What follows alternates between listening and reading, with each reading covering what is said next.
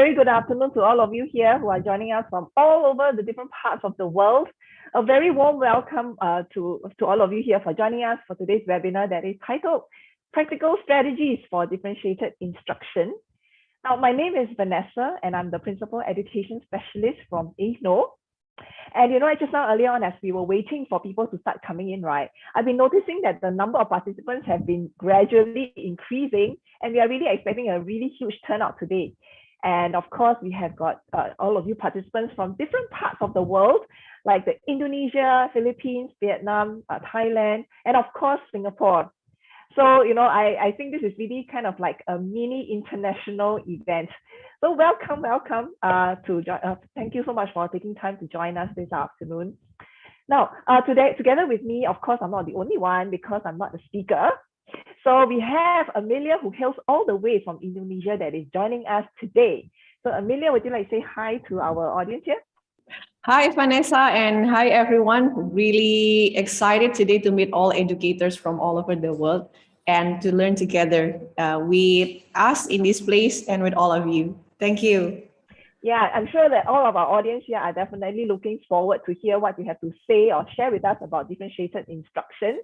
But you know what? Before I hand the time over to Amelia, I thought it would be important for all of us here to also have kind of like an idea of what the format is going to be like for this 1 hour.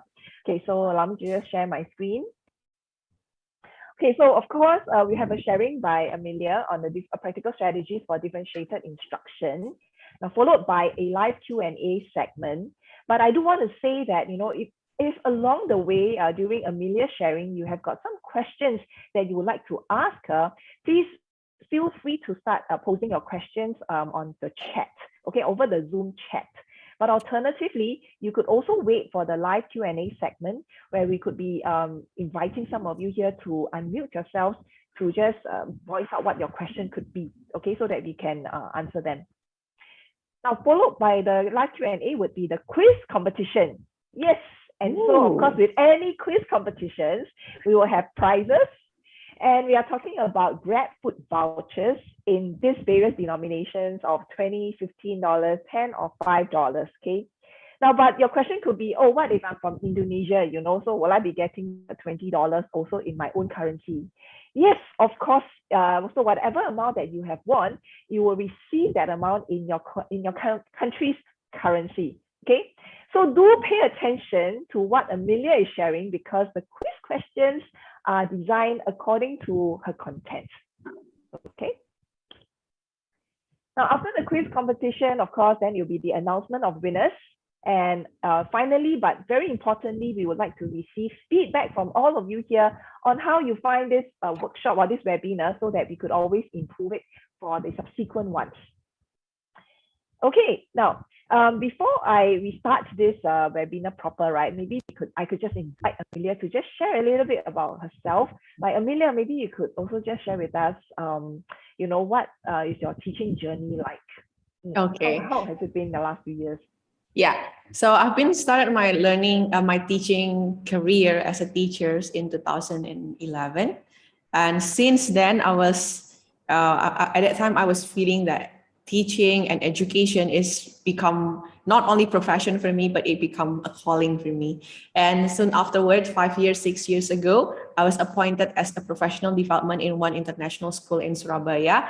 And it's even more exciting journey because now I'm not only get a privilege to touch students, but I get a bigger privilege, which is to equip and touch the teachers, which is, I think it will be a bigger investment if I can be, helpful, can be someone who can share things to all the teachers. And I've been teaching from elementary, junior high, and senior high. So more likely, probably I can give some examples that I hope can be related with all teachers from elementary to senior high, because I believe that what we're going to talk today about differentiated instructions, it's applicable for all levels. So that probably a short about myself, Vanessa.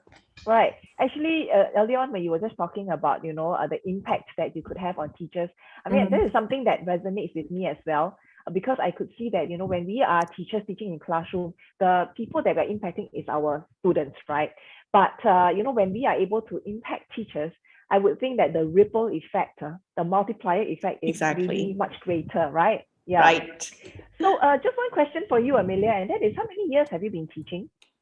Currently, I'm teaching Global Perspective. If you're familiar with Cambridge International curriculum, so Global Perspective in senior high right now. So it's been these 4 years I've been teaching Global Perspective from primary, junior high, and senior high. So it's really related with critical thinking, analytical thinking, and understanding something from global perspective, from multiple perspectives. Very interesting. And I definitely learn a lot when I teach this subject. So I can see that today we are definitely in very good and very experienced hands here, considering that Amelia has got more than a decade worth of teaching experience so far, right? Now, I just want to say that, for the content that Amelia is going to be sharing today, it is very much grounded upon the work of Carol Ann Tomlinson, who is actually a guru in differentiated instruction. And she is definitely a prolific speaker as well as author on this topic. Yeah, so without further ado, I shall hand over the time to Amelia. So, okay.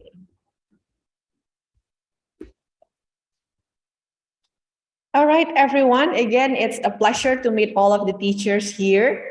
This is probably something that you already heard before, or this is something that is new for you. Whatever your positions right now, wherever you are, what kind of thing that you want to get, but get ready right now to be an open-minded educators, because I believe that all of you come to this webinar, because all of you here have a spirit of learning, spirit of lifelong learner that want to improve your classroom practice. So again, I hope it can be not something that only informational, but also practical for all of you in this place. Okay, so let's go deep with it first. Before we start, I would like to ask whether, have you heard about differentiated instruction before? So you probably, of course, you heard from our topic today, but whether you have joined a webinar with the same topic, or whether you have any experience, or whether you already applied in the classroom, I would like to know how many of you here have ever heard about it, or you're still unsure? I know, but not really know about it, or not yet. This is the first time I heard about differentiated instruction. Yeah, so the thing is that I think some of us here may not have used ClassPoint before. So if you have not, please join us in this class.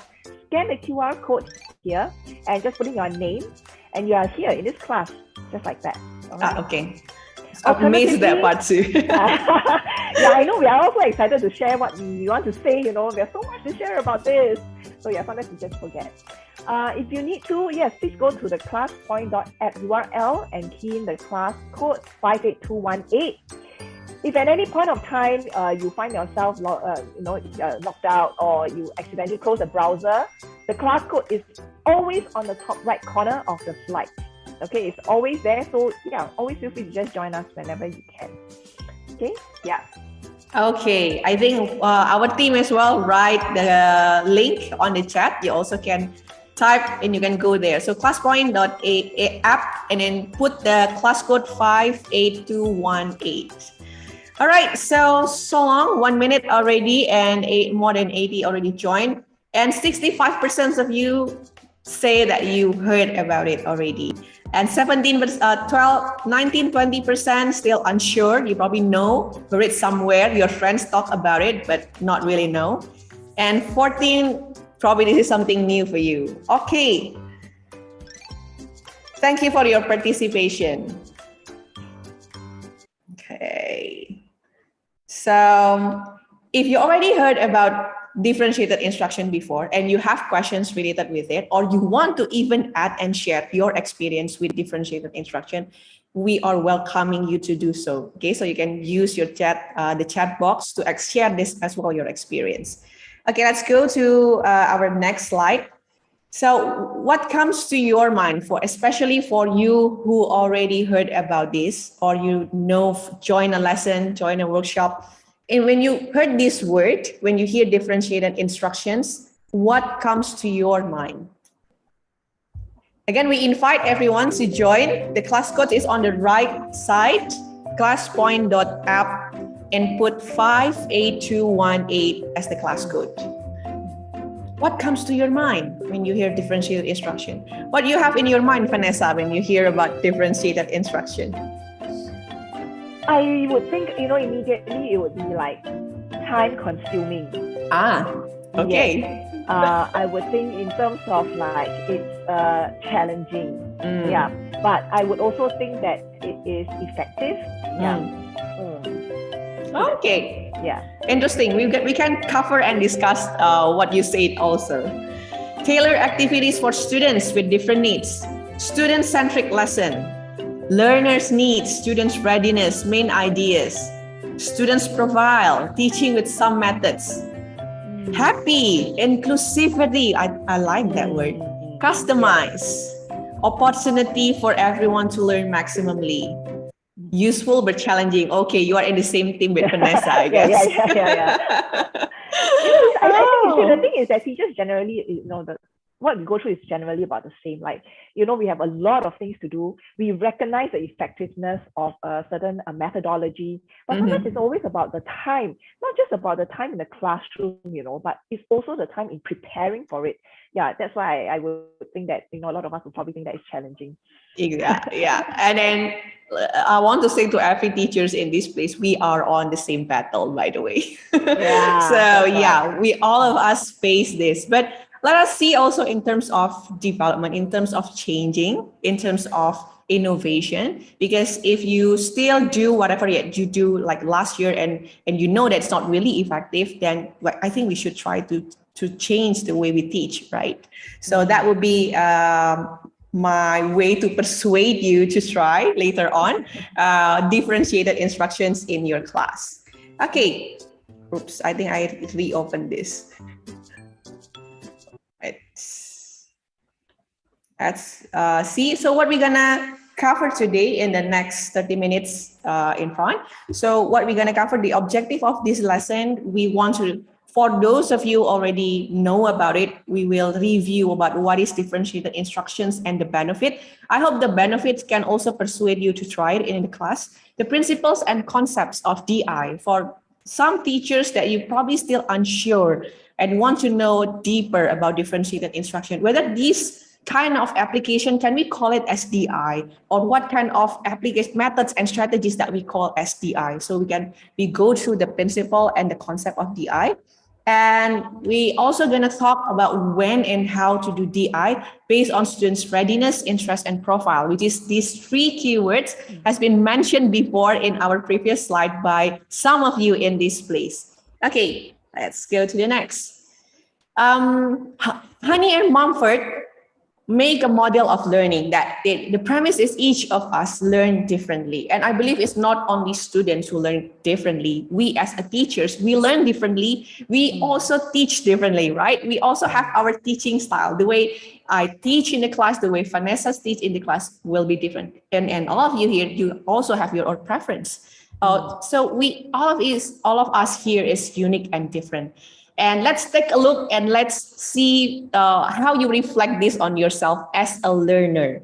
So Honey and Mumford mentioned there are 4 learning styles. The first style, if you see the first pictures, we call it as an activist, just like the name. So activist is a learner who directly will jump to the pool. So once you heard about differentiated instruction, tomorrow I will directly try it, or I will put it in my unit planning right now. I want to learn. I want to know because when I do, I learn a lot. Or there are the second type. There also the second type of learner, which is the pragmatist. And like the pragmatist, these learner type, they will, like see first the benefit of it, and then they want to try it, they know, and they learn about it, but they want to see how it works in practice. They want to make sure that everything's there before they jump to the pool. So you will talk with you will talk with your principal, you will prepare with this, you will prepare with that, you will ask sometimes and so on. So you just make sure everything run well. Or there is also the third type of the learner, which is theories. Theories, it means you learn everything first. For you, I don't, learning or joining webinar just 1 or 2 times is not enough. You want to know more about it. You want to learn more about it. So you read books and so on. So once you get all the knowledge you need to know, then you will try afterwards. Or the last learner, which is reflector learner. You want your friend to jump first. You see their class and you see whether it works, and then you try afterwards. Okay, so if you are a reflector learner, I really encourage you to have an activist learner so you can learn from their class. Okay, so from these 4, I know it's kind of like hard to understand it right now, but let's try. Among these 4, what do you think your learning style, whether you are an activist or you are a pragmatist, theorist, or reflector, or what is your preference at least? Yeah, but you see, the thing is that sometimes it's also contextual. Yeah, it depends on certain situations. Exactly. That. But just generally speaking, which type are you? Me, so what is yours? Me is activist. I'm the one who learned by doing. So I will that person, jump the pool directly and sometimes drown, asking for help. But from there, I learned a lot instead of reflect and things. But I think it's a preference, right? How about you, Vanessa? Actually, I'm more of an activist as well. So, the different kinds of learning like audio, visual and all that, I'm more of a kinesthetic learner. So, I would just get my hands dirty and just play around with it. I wouldn't even bother to read the instruction manual. Yeah. So, each of us differently. If you see right now, some of the answers. So 30% say that they are activists, another 30% reflector, and another 23% is pragmatist. Oh, okay. Last of you are theorists, so you don't like to go even deeper into the theory. Well, whatever learning style that you have, once you know about it, I want you to not only know, but make use of this information. So if you are a kind of a reflector learner, try to find an activist learner, your colleagues that have an activist learning style. You probably can work together with them. Or if you think that, I'm an activist, but I know I need to equip myself with theory. So you can, find a theorist learner in your school. So work together, not only your learning style, but more importantly on how to use this information. Okay, so from this, we know that each of us learn differently. Imagine our students, okay? And based on this premise, we want to go with the differentiated instructions because everyone is a genius, but if you judge a fish by its ability to climb a tree, it will live its whole life believing that it is stupid. There's no, as an educator, I bet this is not a new quote. You heard about it in your class, probably your principal, your friends said about it. No, one size fits all. Even though sometimes in the school, we have still do this kind of approach. We still do standardized exam and so on. But as a teachers, you know that actually you have more power than that when you do differentiation. Okay, let's go with this.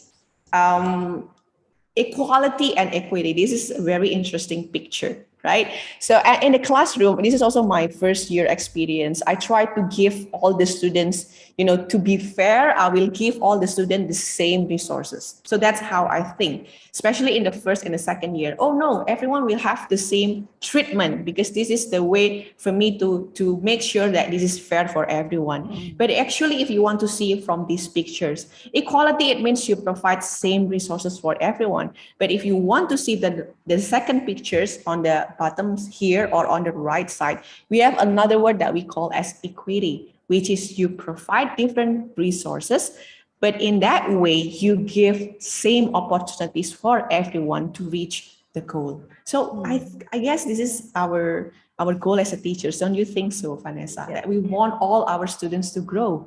right? Yeah, but it's just that I can also understand why is it that we will go for equality.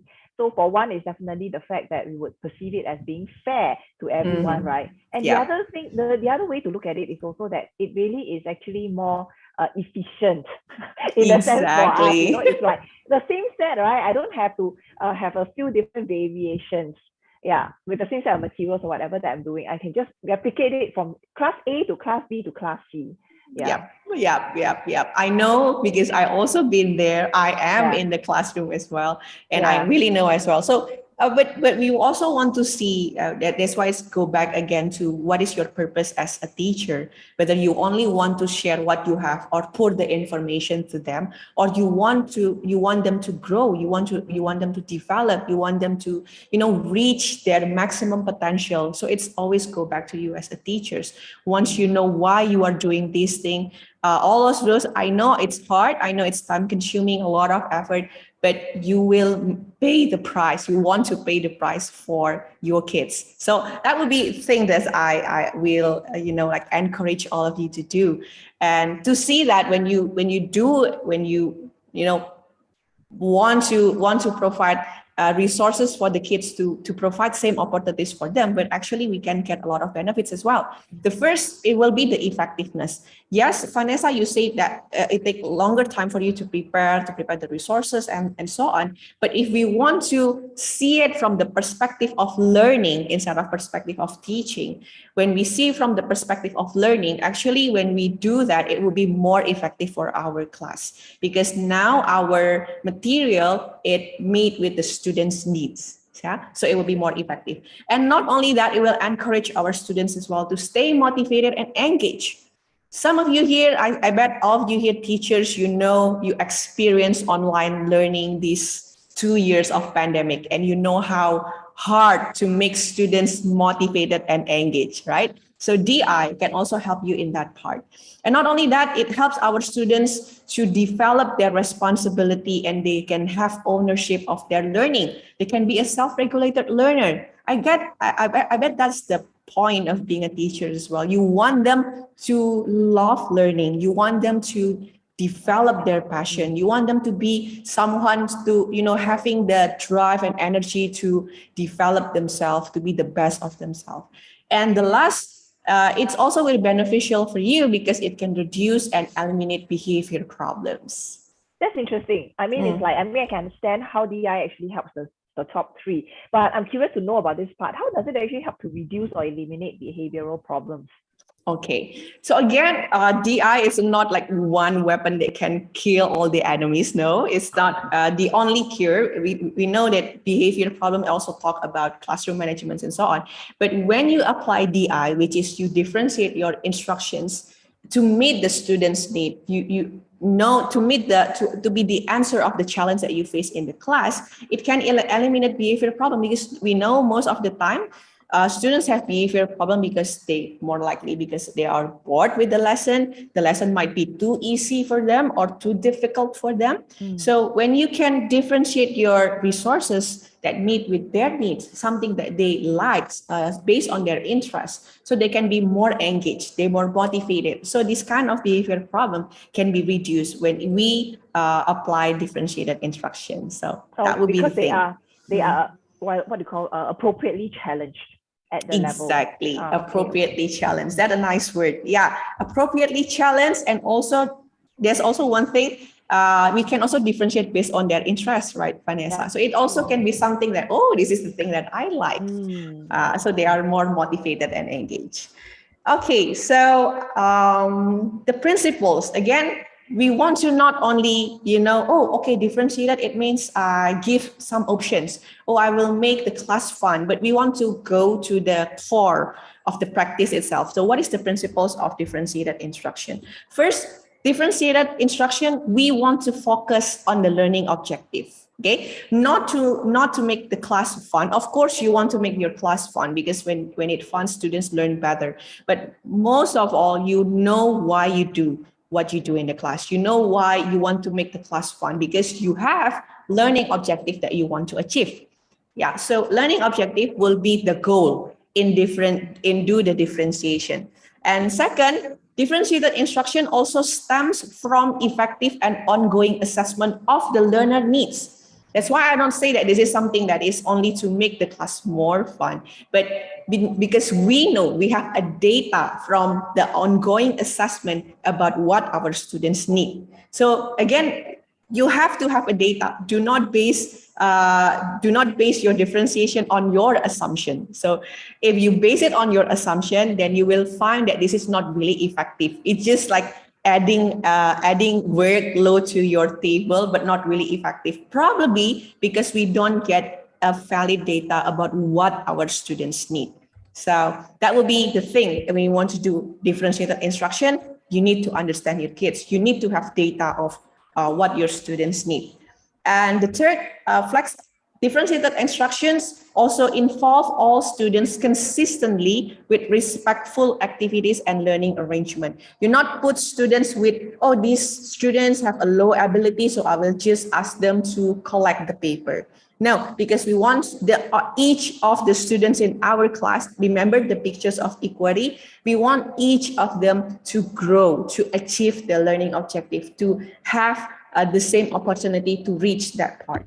And fourth principle, students and teachers collaborator in learning. So not only you, but you work together with your kids. Differentiated instruction is flexible, definitely. And it's usually how we apply it is by using a flexible grouping. So a flexible grouping will help to ensure students access to wide variety of learning opportunities and working arrangement. So when you do a flexible grouping, when you intentional with the grouping that you have in the class, you can meet the learning, you can make sure that each group will reach the learning objective with the provided learning opportunities that you have. So let's see these pictures to help you understand about flexible grouping. I bet everyone do grouping in the classroom, right? You want to do group discussions and think. Make a group is not something new. You probably do it in every meeting. But what I want to propose right now is to do it more intentionally. You can differentiate, you can group your students based on these three things. You can group them based on their readiness. You can group them based on their interests or their learning profile. Okay. And how can we do this grouping? Of course, you need to have data of it. Okay. We talk about it later. So you have a data about students' readiness, students' interest, and their profile. You probably want to do it based on their readiness, based on interest or profile. Depend on what is the goal of the grouping in your class on that day. Okay, so once you group, you can also do the arrangement itself. It can be like, unlike, or depend on the size. So like group, you want probably to make all the group with the same level of readiness in one group. Okay, so later in the classroom, you will go more and assist more to the group that need your assistance. And you will let more independent work for group that is already understand the previous materials. Okay, it can be this way as well. And the last, you also can do the grouping by the teacher's choice or student choice or random. But again, in each way of do the grouping, you have to understand the goal, why you do this type of grouping. And if you do the teacher choice approach, you need to also remember there's a pro and cons. For the pros, it will be purposeful because you know why. It will be fair for everyone, and you are making sure that everyone included. The con of this teacher's choice, students must accept the decision made. Meanwhile, if you ask the student or you give the privilege for the students to pick their own friends, the pro can be the group chemistry and bonding is there. But the con, it can be unfair and some might be excluded and some purpose might not be achieved. So when you want some group to help, some students to help the other, if the student pick the member by themselves, it might not be achieved. So again, it back again to what is the purpose of this grouping. So I hope we not only do it for the sake of it's fun, but we have also a purpose when we do the grouping and then, arrange the group. So basically what I'm hearing from you is that, the purpose should always guide our decisions, exactly, our strategies. Yeah, exactly. So always have intention behind everything that you do in the class, because we want to, make every time count in the classroom. Yeah, of course. Okay. Now let's go into the way we do the differentiation itself. I know some of you mentioned right keywords in the word cloud before. That teacher actually can differentiate at least by these three things. First, they can differentiate by the content. Second, by the process. And the third, by the product. What we call as the content. Where teachers differentiate by content, it means you as a teacher, you have the privilege, to make differentiation in your teaching material, in your resources. And what we call as a process, it means you can differentiate your teaching method, you can differentiate your grouping, you can also, teaching material can also be part of the process. Probably you want to, some students will listen to a podcast, some students will watch a video, some students will read some articles. It's also a process, differentiate by process. Or you can also differentiate by the product, the assignments, assessment, the project. So the final product can be varied, depend on what you want to cover in this thing. So you can differentiate by content, you can differentiate by process, and you can differentiate by product. I would like to say first that not all these things you need to differentiate. Okay, always back to the learning objective and what challenge that you face in the class. So if you find that the class is need it's not really it's not I see my students not really motivated. So what kind of differentiation you will do? Or you see that the learning gap is big. So what differentiation you can do? So always have a purpose behind. Another questions for all of you before we go to the differentiation itself. So what did you ever give an options in the class? Have you ever given your students options in the class? Share your experience. I give you sometimes to type there. What is your experience in the classroom? Did you ever give your students option? What about yourself, Amelia? Have you? Yeah, I like to give my students options. I really like to give students options. It's more engaging for them. It is more fun for them, and it's also for me it's develop myself as well if I provide more options. So. It's just that sometimes when it comes to giving out options, right, you can feel that sense of loss of control to some extent. Yeah. I think, of course, as a teachers, we are the authority in the class. That is right. But again, if we want to see what is the principles of DI, we and our learners, we collaborate in the learning process. So you have to know that students is the subject of all of this process. We want our students to learn. So that's why we also share some responsibility and control with our students. That will be great to do that. Okay, let's see some answers who already come in. Okay, yes, they all feel exciting. Usually, most of us give them options. Okay, especially this time. Yep. Not as much as I like. Allowing students choice essay questions to attempt. Oh, that's great. You give them options of questions. More motivating and interesting for them. Or allow them to choose their group. Yeah, so some of you do ask the student to choose their friends as well. Okay, so I guess most of us, right, give our students option. I think this is the very first baby step of doing differentiation. Okay, but we not only want to give them options, but we want to be intentional with the option we gave. So that would be the key. Again, so differentiation is not only, I'll do differentiation, I give them option, I ask them to pick and so on. But again, if you remember the principle, differentiation stems on effective and ongoing assessment of your students' needs. So the option have to base on data. The option have to base on data. So that will be the idea of DI itself. So not only option, if you already do options in the class, that's great, and you can make it more effective and amazing once you base your options on data that you have. So how we can do that? What kind of data that we need, or what kind of thing that we need to do the differentiation or or giving the option itself? We learned this part already, right? You can differentiate by content, process, and product based on, again, this is 3 keywords. I saw it in the word cloud before, based on their readiness, based on their interests, and based on their learning profile.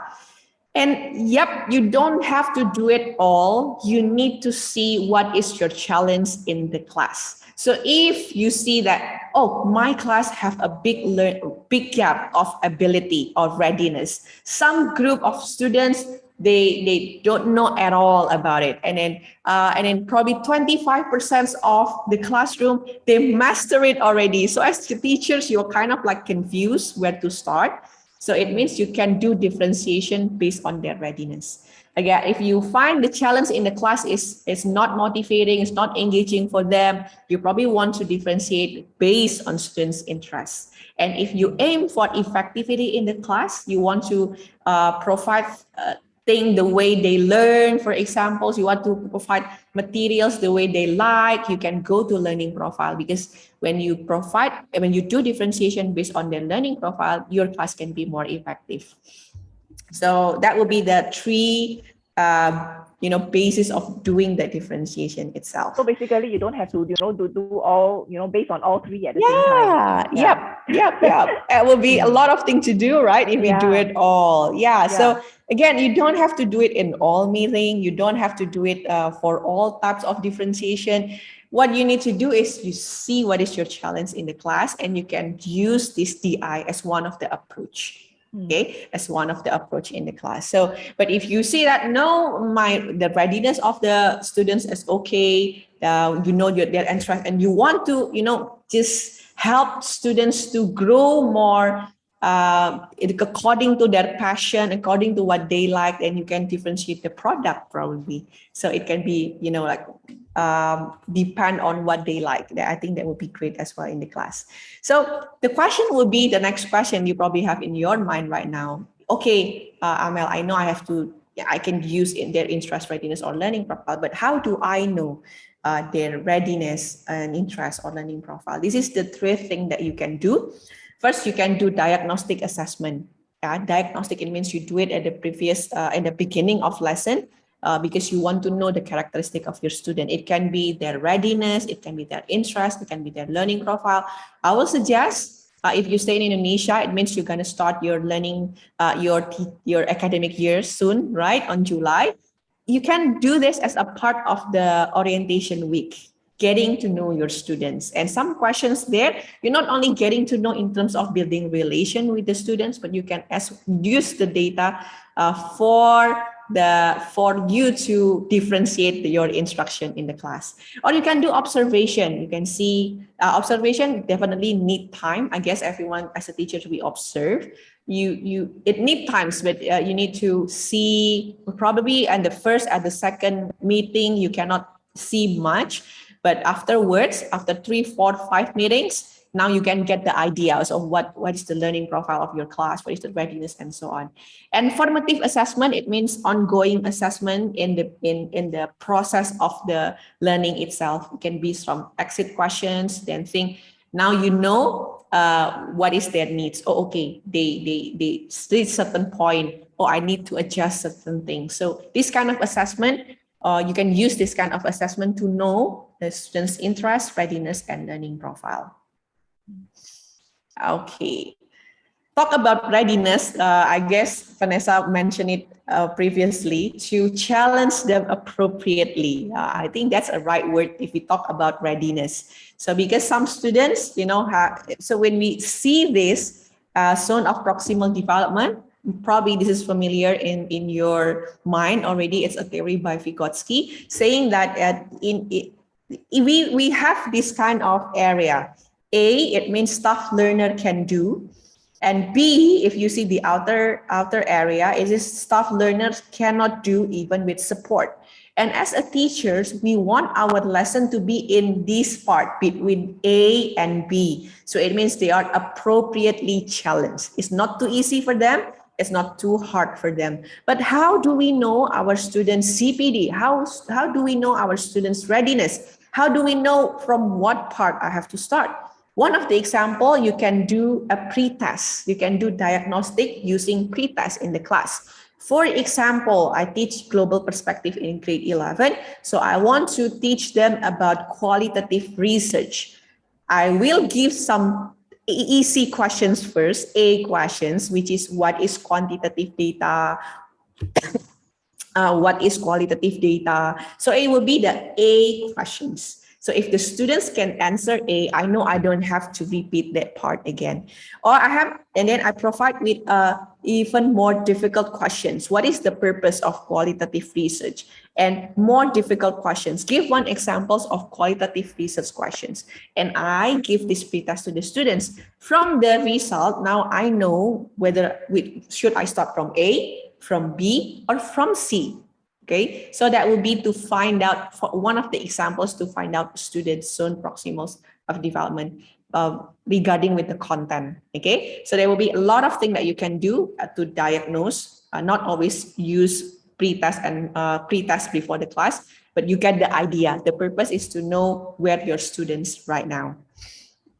And next, how do we know our students' interest? You can do a survey. Again, you can do this as a part of your orientation week. You can do a polling using this kind of ClassPoint, for example, in the class. You can do a polling. You can ask the students to give a short answer. What is 3 things that you like to do? What is your hobby and things? All of this data is not only for fun questions. If you are a teacher, you can make use of this data to differentiate your instruction later. You can ask whether your students like reading or writing, or what topic that interesting for them. And in this kind of thing, you can gather the idea of what will be the interest that you have, what kind of students' interest that you have in the class. Okay.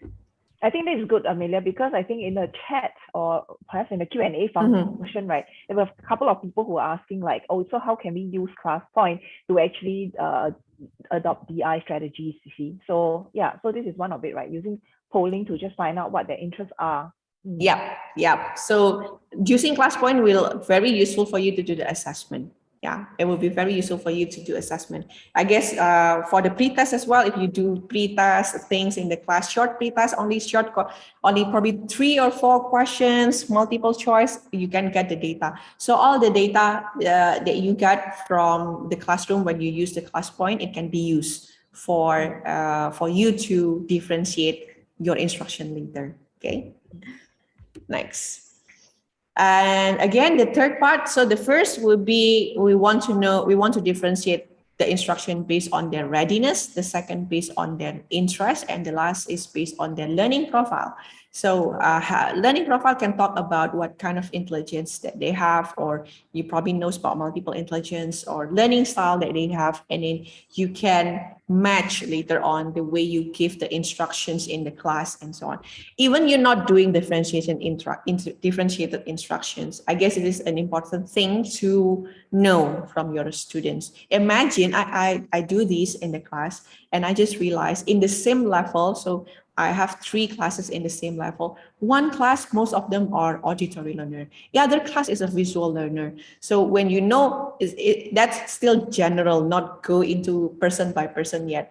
But it helps me when I know all this data, it helps me to like adjust my material in the class. It helps me to work with my PowerPoint, for example. It helps me to go with my explanation. So it's an important data for us to know as an educator. How to know the profile? The simple thing that you can use the free quizzes that you have in the platform, in your browser, in Google. You can just find this. This is some examples that I use. If you want to know your learning style, your students' learning style, just ask them to fill this quiz. So again, it depends on the age of your students, of course, but from grade 6, grade 5, junior high and things, you can use this 5 to 7 minutes only, and they got the data already. And also, again, teach them not only know their learning style, but how to use it as a strategy to learn. Okay, so until then, I will repeat again, we have the concept that differentiation can be done, you can differentiate the content, the process, or the product. To do this thing, you need to stem from the needs. It can be their readiness or their interest or their learning profile. So which one? Again, it depends on what challenge or what thing that you want to solve in your classroom. This is an example, so I hope it can help you to understand what I mentioned before, the diagram that I show you about differentiating based on the interest and so on. But again, it always go to the learning objective. So this is the examples of how you can differentiate the things. I will put the same learning objective so you know how the differentiation work. So for example, the learning objectives is students are able to use evidence to support claims, arguments, and perspective. So this is global perspective lesson, grade senior high. Students are able to use evidence to support claims, arguments, and perspective. And you want to do differentiation of content based on their interests. So they have an interest. What you can do is you can provide articles with a different topic. So for students who have interest in social media, they can read, they can join in a group 1.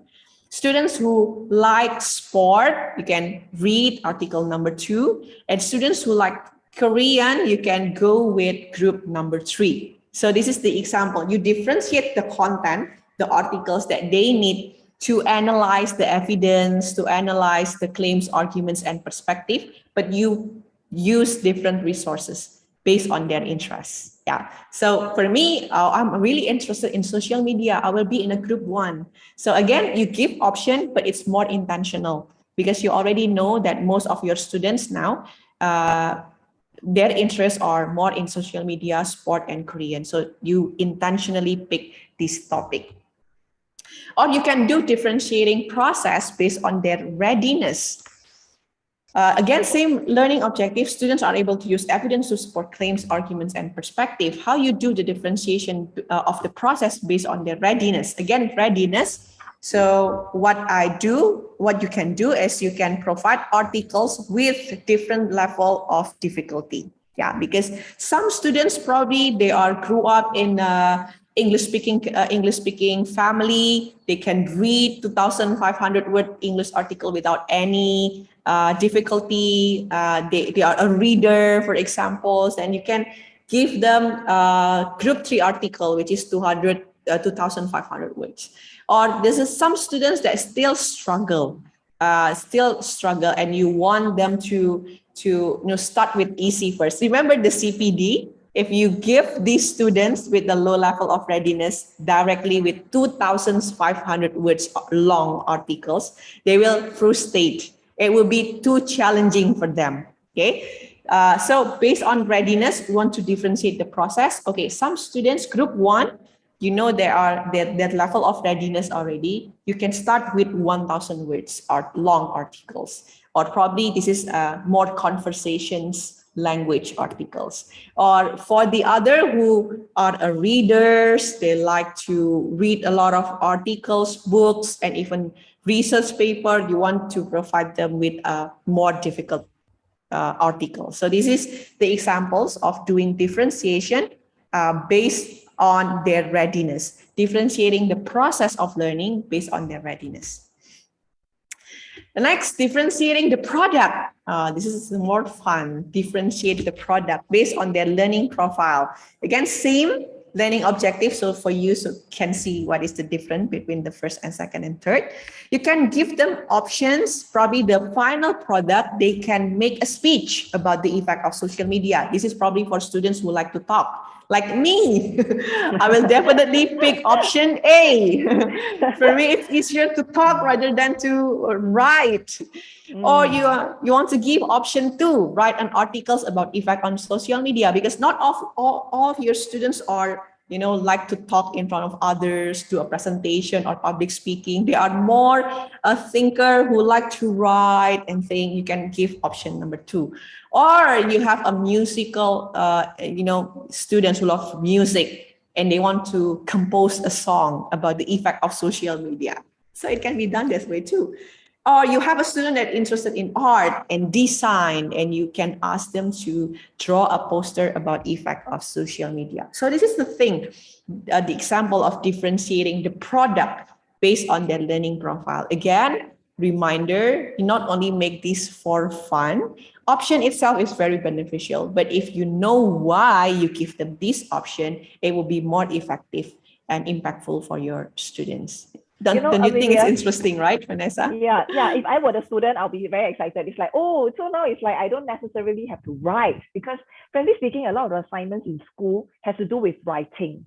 And the problem is that what happens to students who are just not very good at writing, or perhaps they have a poor command of the language, but actually sometimes they do understand the content, right?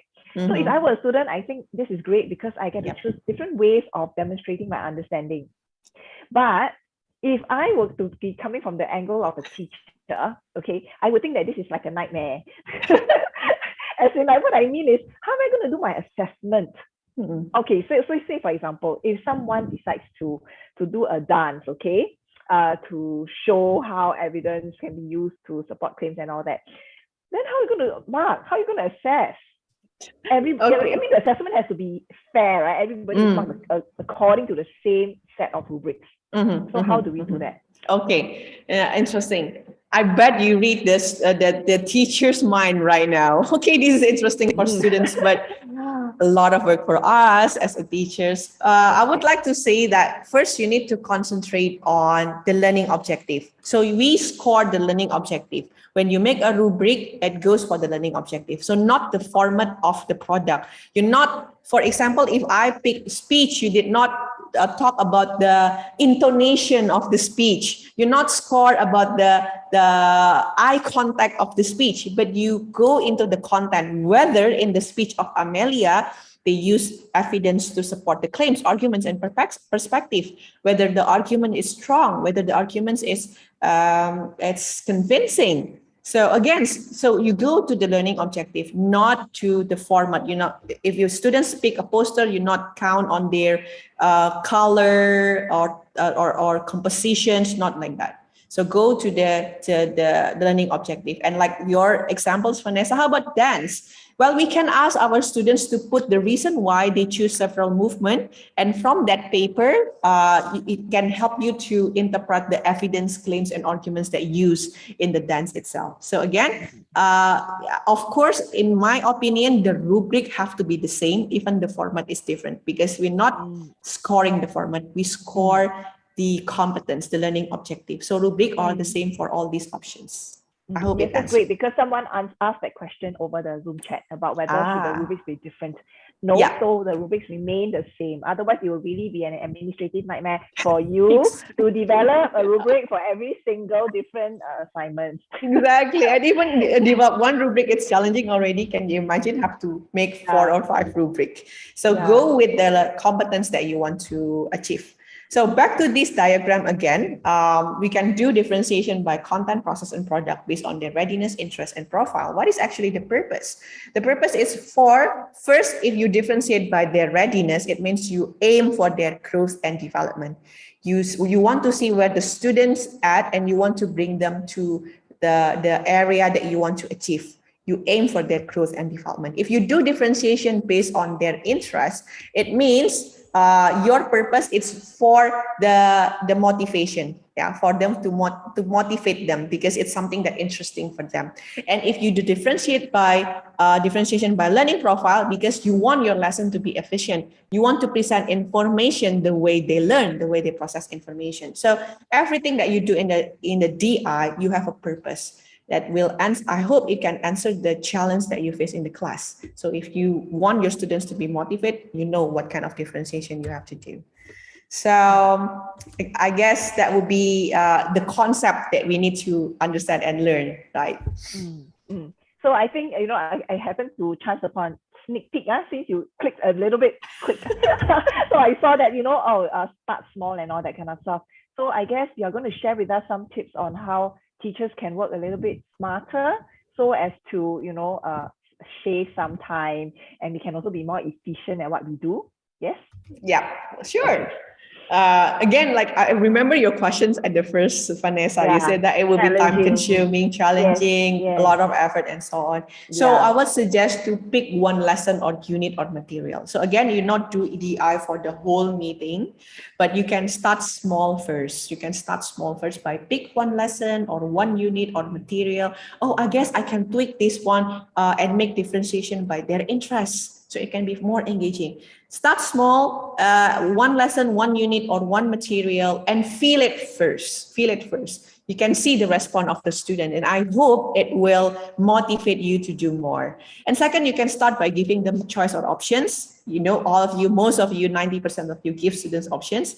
You can give them students option by working solo or in a group for one activity. You can ask them to what order that they would like to do in a task, and ask students where and how they would like to work on a given activity. So once you give them options, now time for you to go into intentional options.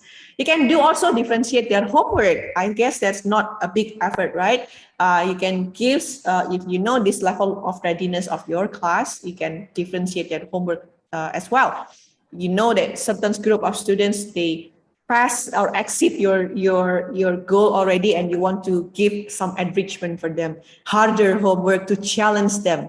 That can be done as well. Or having resources library, collect a lot or all kind of resources that you have right now. And in this digital age era, it's easy for you to collect resources. Of course, you need to create your resources definitely, but you can start by having a library of resources and collaborate with other, co-planning, do the diagnostic assessment together with your friend. If you want to do interest survey, do it with other teachers as well, because all these data not only will be beneficial for you, but for other teachers as well. So I really encourage this simple step in the classroom, Vanessa. Okay, great. Thank you so much for sharing with us these very practical steps on how it can be less daunting for some of our teachers here to actually start doing DI. Yeah. Yep. Also, you can add, I know sometimes it's scary to give up some control of the class. But again, you can always, start small, because when you start small, you can measure the risk. And once you can measure the risk, you can, increase in the same time you prepare the students to responsible with their options. And once you can go ahead from there. And if you want to know more deeper about differentiation, previously at the beginning, Vanessa already mentioned about Carol Ann Tomlinson. You can always find their books. And last, sometimes what we know or what we learn right now, we think that we have too much already in our plate. We have a lot in our plate. And sometimes we just say, no, thanks. We are too busy. But if we want to try, you want to apply it first in your class, you know that it's actually more effective for you as teachers.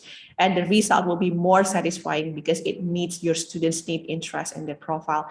And it's self-regulated learner, highly motivated and engaged learner. It's not something that impossible you can it's not something impossible in your class. Once you want to try and learn from by doing these differentiation instructions. Right. Thank you so much, Amelia, for your sharing. But before you go, I just want to ask you a couple of questions. And number one is, right, when you first started out doing DI, I'm sure there were certain challenges that you faced as well. So what were some of these challenges, and how did you overcome them?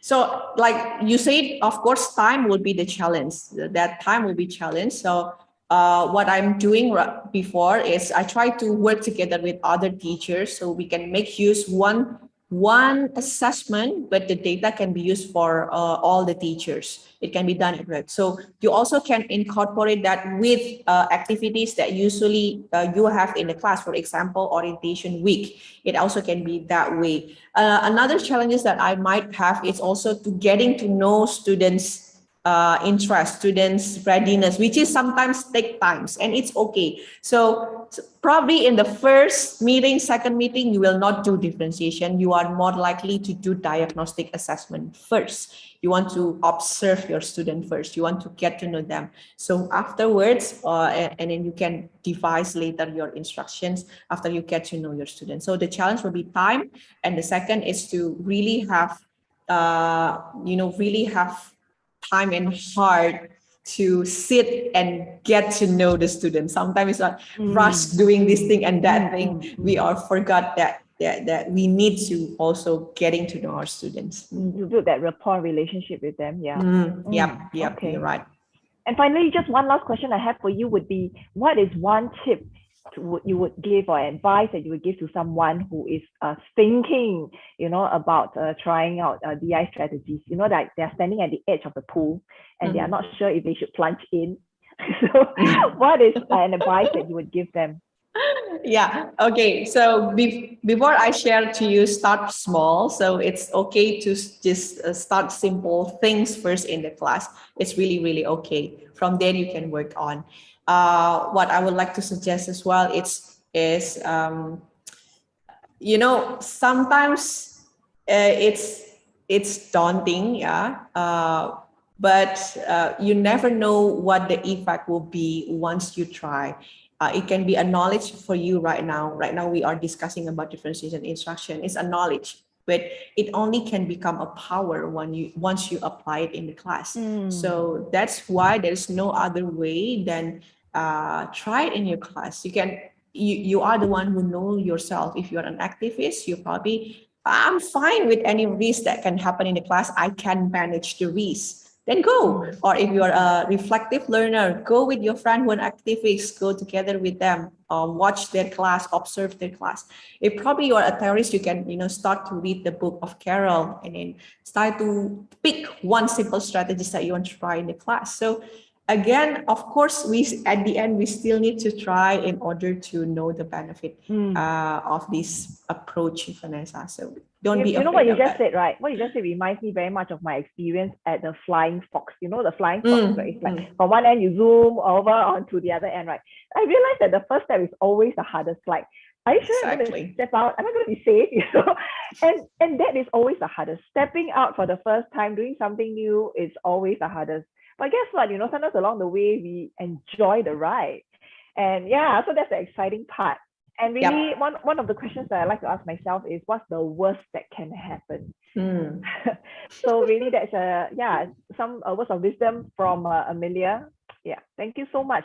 Now we're going on to the Q&A segment. I do understand that we have almost actually reached the 1 hour mark. But so in that case, right, I'm just going to answer perhaps just about 3 questions from the audience. So Amelia, the questions go like this. By the way, ladies and gentlemen, for those questions that are not answered right, we will attempt to respond to everyone through email. Okay, so we have taken note of some of your questions and we will respond to everyone over the email. Okay, so now some of the questions go like this. Okay, now for differentiated instruction, we could have a situation where most pupils may choose one particular option. For example, we know we have this particular slide, right, that has the learning objective and it's the same across. So for example, for the learning profile, to have an easy way out, perhaps most students will choose a particular option in terms of the output, the product. So what do you do about that? Okay, so it means some students will choose some type of the product instead of the others. Yeah, and it may not be something that they're really interested in or something like that, but it's just that because it's the easiest to do. Yeah. Okay, so that is why actually I want to make sure that when you give them option, again, it's not based on your assumption, but it's based on the data that you have from the class. So make sure you can if you teach a higher level of students, you can start to ask them, what do you think will be the final assessment you would like to have? Can I have a survey? What kind of a product do you want to have? Is there any of you here interested to make a speech? Is there any of you here interested to make a song and so on? But if that's something that they really like, they will go for it. Like, for example, the easiest one is like making a speech or writing. So we know that in the classroom, some students are very, really like to talk, and some students is really good in writing. So just by giving them that, it helpful. So make sure you base your options on the assessment that you did before. So it will be more effective, not something that you think it will be fun, probably fun for you, but not fun for kids. Yeah. And then again, like you mentioned before, probably think they choose based on the easiest that they can make. So just make sure, try to make it, more likely have the same type, the same level of difficulty. Mm-hmm. The second question goes like this. How do we choose to differentiate homework if we have a class size of 25 students? So essentially, does the differentiation of assignment, right? Is it actually dependent on the class size? Yeah, Amelia. Mm-hmm. For that, differentiate the homework. We not talk about the size before. We talk about readiness, interest, or learning profile. So that will be the base of the differentiation. So not about the class size is right. Some group can be later when you do grouping, like some group might be bigger than the other group because more students will interested to choose that topic instead of the others. So that's really fine. So that's really flexible. It doesn't have to be the same size for all the groups. So it's not talk about the size. Again, the base will be their readiness, and then their interest and their learning profile. So when you do differentiation by homework, you have a purpose in your mind that I will give level 5 homework for these level 5 students, but I know I have level 10 students in the class and I want to challenge them as well. So I will give them, you know what, I saw that you're really interested in math, and I bet you can do this thing. How if I challenge you to do this homework instead of the others? So it can be something that, oh, wow, this is so challenging, appropriately challenge. And then they will likely to do that. Okay. So of course, there's a lot of things that can be, to prepare, because it's changing the way we used to do everything. That's same, have this conformity of the materials and things. So again, just try with something that you can measure the risk. Okay. There is this gentleman, Darren Ignatius, who asked this question. Students or learners can do something when a teacher supports them. That is within the zone of proximal development, right? His question is, how about differentiated instruction? Now, okay, perhaps I would like to invite Darren, right, to unmute yourself to explain your question a little bit better so that we can better respond to your question too. Okay, so for Darren Ignatius, if you are still here, perhaps you could unmute yourself so that we could just hear from you what exactly does the question mean. Darren? Maybe my, yeah, okay, right, got Darren here, yes, with a very cute picture. Okay, yes, Darren, are you able to unmute yourself? Okay, can't unmute yourself. So can I have someone within the back end to actually help to unmute Darren?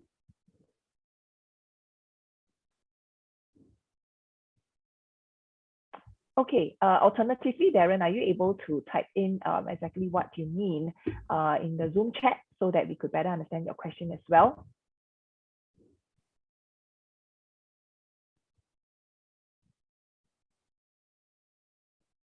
Okay, at this point, I'm not sure if Darren is around. It's okay. Then it's all right. Let us just answer one more question. And the question goes like this, Amelia, and it goes, okay, let me just take a look again.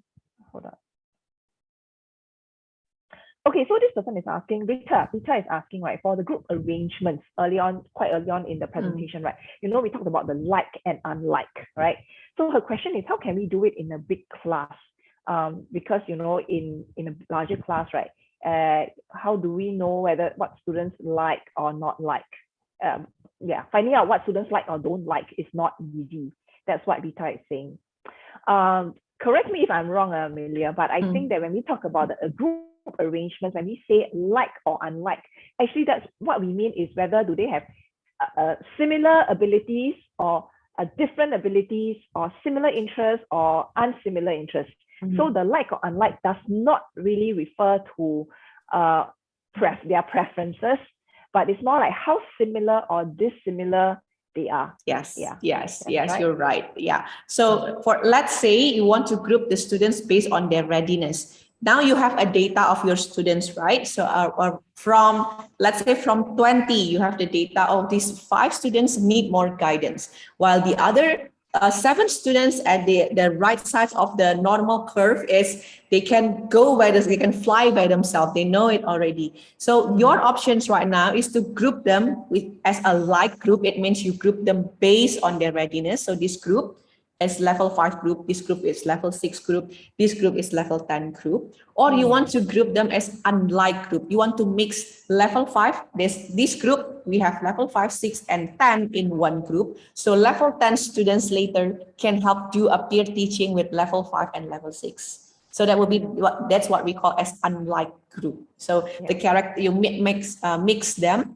Again, it based on your purpose, right? So if your purpose is you want to, I want to make, I want to group them based on readiness, like group. So you group them based on their level because you want to go to group 5 and then you want to assist them closely. And you want to give enrichment material for level 10. That would be your purpose if you want to do a like group. Or you probably have you want them to do a peer teaching. So that's why you make unlike group, you mix them. Different abilities. Different abilities. So that would be the meaning of like or unlike. Right. Thank you so much, Amelia. Okay, as mentioned earlier on, for the questions that we did not manage to respond to, we will attempt to respond to you via email. And of course, in that email itself, we will also include in the e-certificate. I'm sure some of you here over the chat are talking about the e-cert. So yes, you'll be receiving these things over the email as well. Okay. Now, earlier on, I did mention that there is a quiz competition. And yes, we have come to the next exciting part of the webinar, and that is the quiz competition. And I hope that you are still with me on your device, whether it is through your handphone, your tablet, or your laptop. Okay, so let's take a look at some of these instructions. Firstly, if you have not joined our class through ClassPoint, please do join us. All you need to do is just to scan this code or go to classpoint.app and key in this class code here, which is 58218. Okay. Yep. So please feel free to join us right now so that you can stand a chance to win one of these attractive prizes. Okay. Next, we will be looking at, I need to change this. It's not, it is actually 4 questions in total. It's a total of 4 questions. Some of them could have 3 options, some of them could have 4 options, etc. So just pay attention to the questions itself. There is a 30-second response time per question. And the winning formula really is not just about your accuracy, but it's your speed and accuracy. Okay? All right, ladies and gentlemen, please get your devices ready. And Amelia and my colleagues, you are not eligible to join, unfortunately. Okay, so let's start with question number 1. Now, looking at these 2 images, which image reflects differentiated instruction? Okay, you can see that there is a difference between these 2 images. So which one best reflects differentiated instruction? And your 30 seconds begin right now. Should hide responses.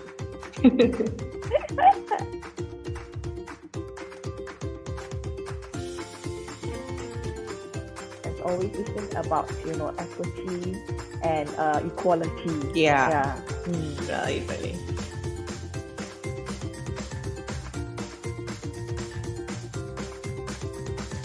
Okay, we have got 15 seconds left, and I've got 100 of you who have responded.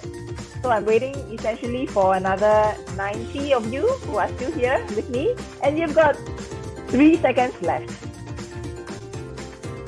All right. Okay, so over here we could see the responses that we have. Now, let's just take a look at what the correct answer is. And yes, congratulations to those of you who chose option B. And at this point of time, I'm going to show you the leaderboard. Okay, amongst the 100 of you who have participated, congratulations to the top 3, Theon, Jack, as well as Alifa, and of course, Eleanor, Arvin, and Santi as well. Now, we have got 3 more questions, so please don't feel discouraged if you're not on the leaderboard, okay? And you know what? I'm going to be really evil here because you are not going to be seeing the leaderboard until the final question, okay? So let me just close this submission and let's just take a look at the second question.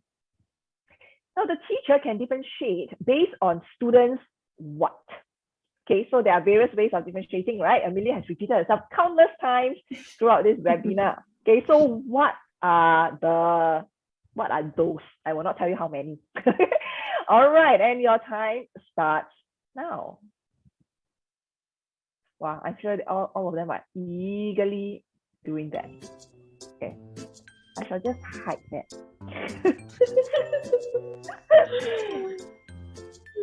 Actually, for Carol Ann Tomlinson's work, right, there is one more, right, Amelia? Yeah, differentiate by learning environment. That's also the thing that actually we can do. Yeah. Yeah, it's just that yeah, we didn't mention that in this session. Yeah, but actually there are 4 different ways of differentiating. Yeah. So yeah, it's for some of you here who are really keen to pick up a book on differentiated instruction written by Carol Ann. Yeah. Okay, ladies and gentlemen, you have got 3 seconds more. Okay, these are the answers that all of you have given, but I am also not going to tell you whether you are right or not. Okay. Let's go on to question number 3. Differentiating students' assignments, that is their submissions, is known as what kind of differentiation? Is it differentiation by content, process, or product? Okay, this is a really simple question, right? Okay, let's see if we can get this right. All right, time starts now.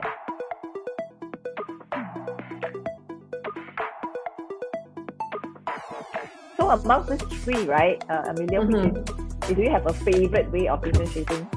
Yeah. Which way? Well, I think if we want to start easy, we can differentiate by content and based on their interest. I think that will be for me, that will be the easiest compared to other. But again, we need to go to the what we want to answer. Yeah, the purpose. So not only, but if you want to, like get the sense of trying to do differentiation and you want to pick the easiest one first, then you can go with that. Right. Okay. Okay, a majority of you have actually chosen option C, and we will know only later on, okay? And we have moved on to the final question, and this is the time where you will get to see the leaderboard. Okay, the question goes like this. What are the primary purposes of differentiating instruction? Now, remember that there are different purposes, okay? And when I say primary, it means that the main purposes, okay? There is definitely more than one option to this question. Okay, there is more than one option. All right, your 30 seconds begin right now. So, we have got some folks here who also are asking like, what are some other ways we could be using ClassPoint to differentiate, practice differentiation of instruction. Perhaps that would be very popular among some of our teachers here. That could probably be answered also over the email, yeah, Amelia. But how do you use the ClassPoint to actually do your differentiation? Yeah. So first, like I said before, for me it's really useful, especially for the formative assessment and for the diagnostic assessment. Okay. Yep. So it's more for finding out about your students. Yeah. And even when we do the differentiation itself, we still need to check, right, Vanessa? So whether we are doing it rightly, you need to evaluate the options that we have. Doing a survey, it's very useful for that. Really effective, Yeah, that's true. Okay, ladies and gentlemen, the moment of truth. The leaderboard. Congratulations to our top 6 winners here. We have got Didi, Eleanor, Sifei, Jess, Celia from Singapore, and Hui Kian. Congratulations to the 6 of you. You will be receiving an email from us to claim your prize, okay? Now, but before that, perhaps let us just review the questions the earlier questions that we have not managed to see the correct answer for. Like for this question, teachers can differentiate based on students' what? Okay. Looking at the responses here, let us see the correct answer, and it is B, C, and D. So it's everything except gender. Okay, so it's based on their students' interest, readiness, as well as learning profile. Okay, and I'm going to insert this as slide. By the end of today's session, by the way, we will be able to receive this deck of slides immediately, actually. Now, for this particular question, it would be, let's look at the correct answer. It is none other than C, okay, which is actually what is known as the product. Yeah, okay. And this one we have already gone through, but it's just that I remembered that I didn't insert the correct answer as slide, so just give me some time to do that.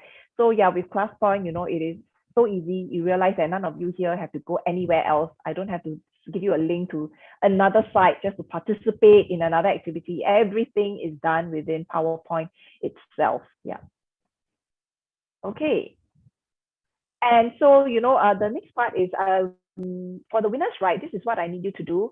I will need you to actually send us give us some of these details, and you could just send a message to just a host so that we have your details.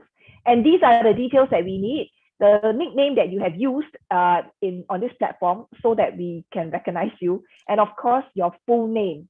Okay. This nickname is important, yeah, so that we know who is the first, second, third, and so on. Your mobile number as well as your email address. So for your mobile number, do include your, your country code as well at the start, okay? Just in case we need to contact you. Yeah, so these are the 4 things that we need the winners to respond to us on, okay? Over the Zoom chat, remember to send just to host, otherwise the whole world will know your full name, your mobile number, and your email address, which I'm quite sure you wouldn't want that. Okay.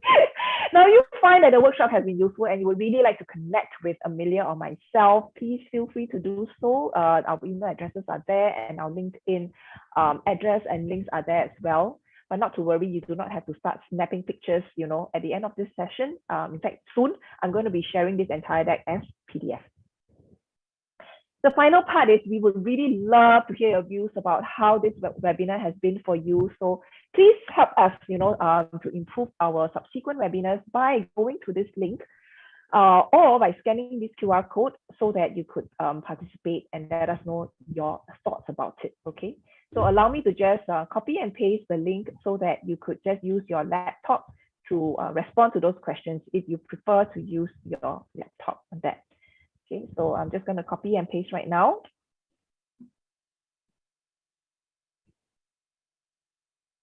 Okay, sending to everyone. And this is the link for the evaluation form, yeah? Okay, now with that, we have come to the end of our session. First, finally, I just want to thank Amelia so much for your time in speaking for us in this webinar. And of course, I would also like to recognize my colleagues who have been working tirelessly behind the scenes.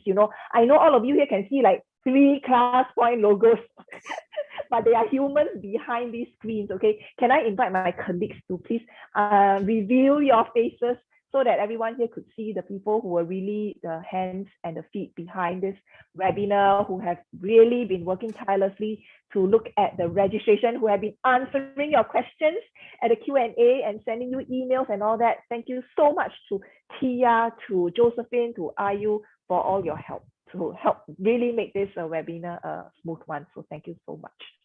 Okay, with that, thank you so much, ladies and gentlemen, for joining us this afternoon as well. For the winners, please remember to send us your 4 pieces of information that we need. For the rest of you, yeah, till the next webinar, and have a great evening, everyone. Have a great evening and a good rest.